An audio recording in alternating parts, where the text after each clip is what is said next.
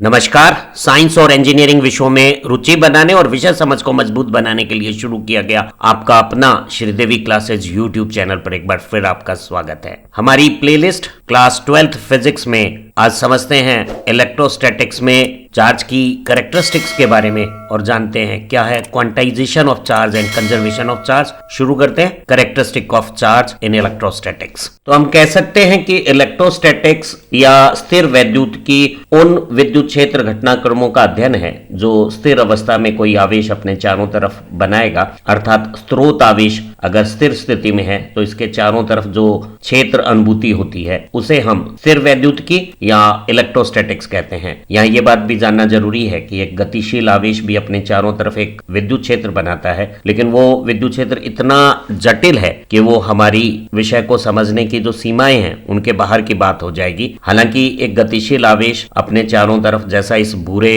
चक्र में दिखाया हुआ है एक चुंबकीय प्रभाव भी बनाता है, और अगर गतिशील आवेश का वेग नियत रहता है तो ये चुंबकीय क्षेत्र एक स्थिर मान का होगा, और अगर आवेश की गति त्वरण या मंदन के साथ है, परिवर्तनशील वेग के साथ है, तो यहाँ एक समय के साथ परिवर्ती चुंबकीय क्षेत्र भी बनेगा। किन्हीं दूसरे वीडियोस में हम गतिशील आवेश के चुंबकीय प्रभावों को भी समझ रहे हैं। स्थिर वैद्युत की या इलेक्ट्रोस्टैटिक का स्रोत आवेश है। जानते हैं पदार्थों में जो एटम से बने हुए हैं उनमें आवेश किस तरह से प्राप्त होता है। एटम में नाभिक में प्रोटॉन और न्यूट्रॉन होते हैं और कक्ष में इलेक्ट्रॉन है। नाभिक के प्रोटॉनों की संख्या और उनके धनावेश की मात्रा कक्षीय इलेक्ट्रॉनों की संख्या और उनके ऋणावेश के बराबर है। तो जैसे यहाँ कार्बन का एटम दिखाया गया है जिसमें 6 प्रोटॉन और 6 कक्षीय इलेक्ट्रॉन है। सभी एटम और पदार्थ हैं वो स्वभावतः आवेश रूप से उदासीन होते हैं और सभी आवेश क्रियाओं में कक्षीय इलेक्ट्रॉनों का स्थानांतरण होता है। अगर कोई उदासीन परमाणु अतिरिक्त इलेक्ट्रॉनों की प्राप्ति कर लेता है तो वो पदार्थ ऋणावेशित हो जाता है। इसी तरह से अगर किसी पदार्थ से कक्षीय इलेक्ट्रॉन बाहर निकल जाते हैं तो वो वस्तु धनावेशित हो जाती है। सभी आवेशित कणों में द्रव्यमान होता है। कोई भी आवेश बिना द्रव्यमान के संभव नहीं है, और इलेक्ट्रॉनों के पास भी हालांकि बहुत कम द्रव्यमान है लेकिन एक हल्का द्रव्यमान होता है। तो कोई उदासीन वस्तु जब ऋणावेशित होती है, अतिरिक्त इलेक्ट्रॉन पाती है, तो वो इन अतिरिक्त इलेक्ट्रॉनों का द्रव्यमान भी प्राप्त कर लेती है।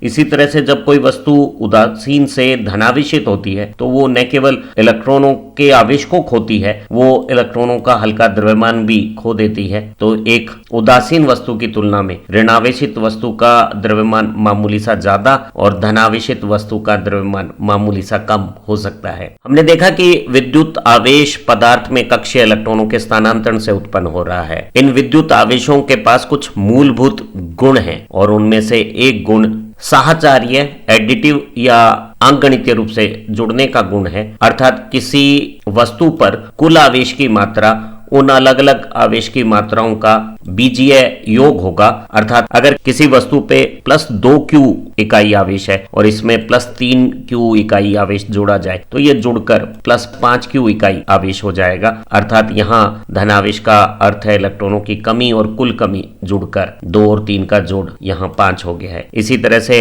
अगर +2q चार्ज में हम -3q चार्ज जोड़ें तो यहाँ ध्यान रहे +2q का मतलब है इलेक्ट्रॉनों की कमी, -3q का मतलब है इलेक्ट्रॉनों का अतिरिक्त मात्रा, और जब इन दोनों को जोड़ा जाएगा तो कुछ आवेश आपस में उदासीन स्वरूप धारण कर लेंगे और इनका जोड़ बीजीय योग के साथ, इस बीजीय चिन्ह के साथ केवल 1 इकाई -q आवेश हो जाएगा।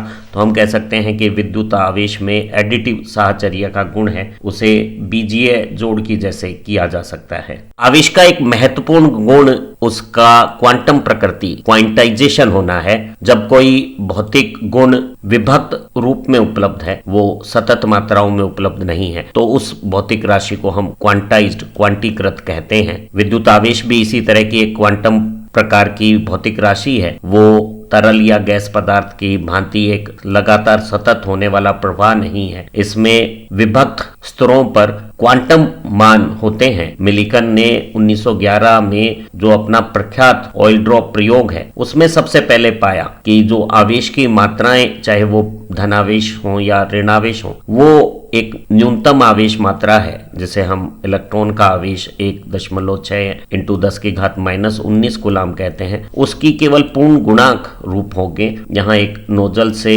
जब हमने ऑयल को स्प्रे किया तो घर्षण से ऑयल की जो ड्रॉप्स हैं वो आवेशित हो गई और उन आवेशित कणों को एक समरूप विद्युत क्षेत्र में गति के दौरान माइक्रोस्कोप से नियत वेग की स्थितियों को अध्ययन किया गया और उन अध्ययन से प्राप्त हुआ कि सभी आवेश जो यहाँ परीक्षण में आ रहे हैं वो इलेक्ट्रॉनिक आवेश के गुणज रूप में है। अर्थात हम कह सकते हैं कि हम इलेक्ट्रॉनिक आवेश से कम मात्रा का आवेश नहीं पाएंगे, अर्थात ऐसा आवेश जो 1.6 इंटू 10 की घात -19 कूलम से कम है, जैसे 1.2 गुणा 10 की घात -19 कूलम, ये संभव नहीं है। इसी तरह से अगर न्यूनतम संभव आवेश 1.6 इंटू 10 की घात -19 कूलम है तो इससे बड़ा आवेश इसका 2 गुना 3 गुना 4 गुना होगा और अपूर्णांक गुणक इस न्यूनतम मात्रा का जैसे 4 गुना 10 की घात -19 कूलम प्रकार का आवेश संभव नहीं है। आवेश का क्वांटम प्रकृति या क्वांटाइजेशन है वो बहुत सूक्ष्म अध्ययन की माइक्रोस्कोपिक लेवल की बात है जो केवल आणविक स्तर की जो अन्योन क्रियाएं हैं उन्हीं के लिए लागू होने वाली बात है। वस्तुतः जो आवेश का जो क्वांटम है, जो न्यूनतम मात्रा है, वो इतनी कम है कि व्यवहार में जो बड़ी मात्राओं के आवेश रूप होते हैं उनमें आवेश के क्वांटम का सूक्ष्म मान होने के कारण ऐसी अनुभूति होती है जैसे कि वो सतत कोई तरल पदार्थ जैसा आवेश प्रवाह रूप रखते हैं। उदाहरण के तौर पे अगर हम एक परिपथ में 1 एम्पीयर की धारा है तो इसका अर्थ है कि 1 कूलम का आवेश है वो प्रति सेकंड वहां प्रवाहित हो रहा है और 1 इलेक्ट्रॉन का क्वांटम इलेक्ट्रॉनिक चार्ज बहुत कम है और 1 कूलम के लिए हमें इलेक्ट्रॉनों की जो संख्या चाहिए 6.25 इंटू 10 की घात +18, ये इतनी बड़ी संख्या हो गई है कि इस बड़ी संख्या में 1, 2, 5 जैसी संख्याओं का कोई महत्व नहीं है और हमें लगेगा कि इलेक्ट्रॉन एक एक करके क्वांटम या विभक्त रूप में न चलते हुए सतत रूप से तरल रूप से प्रवाह होने वाली व्यवहार है। आवेश का एक महत्वपूर्ण और मूलभूत गुण उसका संरक्षित रहना, कंजर्वेशन ऑफ चार्ज है। विद्युत आवेश संरक्षित रहता है, अर्थात शुद्ध आवेश या किसी भी विलगित तंत्र में आवेश की कुल मात्रा हमेशा नियत स्थिर बनी रहती है। अगर किसी प्रक्रिया में हम आवेश को उत्पन्न या नष्ट करते हैं तो समान मात्रा में विपरीत धन और ऋण प्रकृति के आवेश उत्पन्न या नष्ट होंगे। अर्थात अगर हम 2 कूलम का धन आवेश किसी प्रक्रिया में उत्पन्न कर रहे हैं तो 2 कूलम का ऋण आवेश भी वहां उत्पन्न होगा। हम शुद्ध रूप में आवेश को उत्पन्न या नष्ट नहीं कर सकते हैं, हम आवेश को एक वस्तु से दूसरी वस्तु में केवल स्थानांतरित कर सकते हैं। आवेश के संरक्षित रहने का जो नियम है वो एक बहुत मूलभूत, जिसे व्युत्पन्न करने की आवश्यकता नहीं है, और सार्वत्रिक नियम है जो हमारी इस दुनिया की सभी स्थितियों पे और सभी स्थानों पे लागू होता है, चाहे वो विद्युत अपघटन की क्रिया हो, रासायनिक क्रियाएं हो, रेडियो एक्टिविटी हो या नाभिकीय क्रियाएं हो या कोई भौतिक परिवर्तन हो, और इसका कोई भी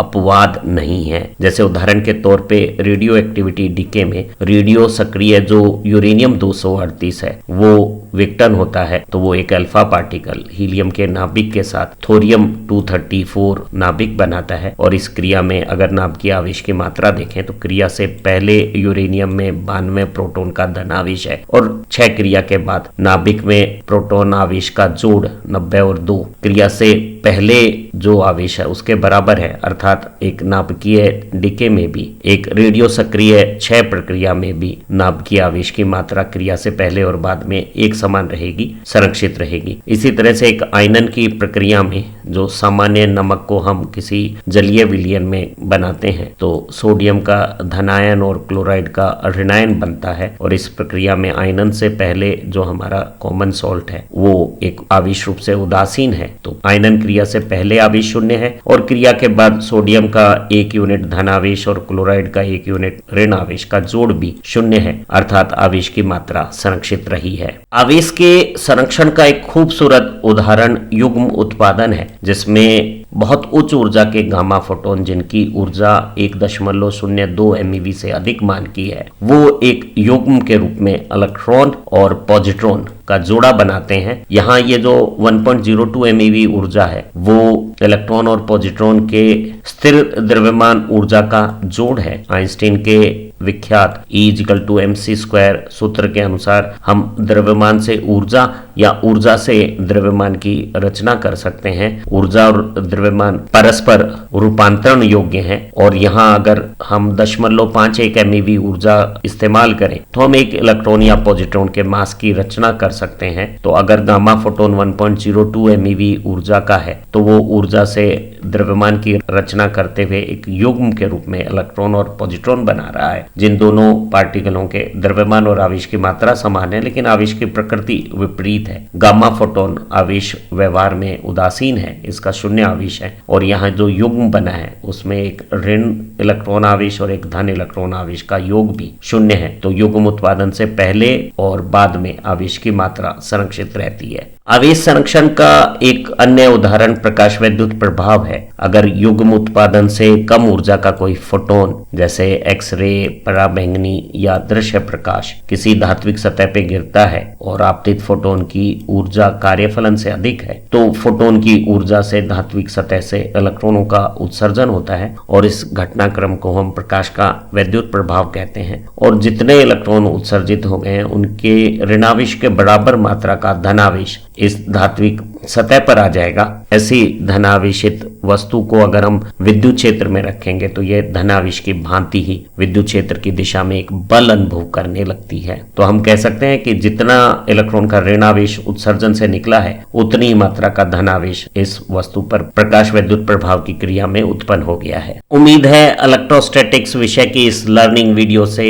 आवेश के जो गुण हैं क्वांटाइजेशन और कंजर्वेशन, क्वांटीकृत और संरक्षण के, वो आपको अच्छी तरह से समझ में आ गए होंगे। हमारी लर्निंग वीडियो की मदद से आपकी विषय समझ भी पैनी होगी और प्रतियोगी परीक्षाओं में आपका प्रदर्शन भी सुधरेगा। इन्हीं उम्मीदों के साथ फिर मिलते हैं इतनी ही खूबसूरत एक और लर्निंग वीडियो के साथ, ताकि फिजिक्स बने आसान। Thank you very much.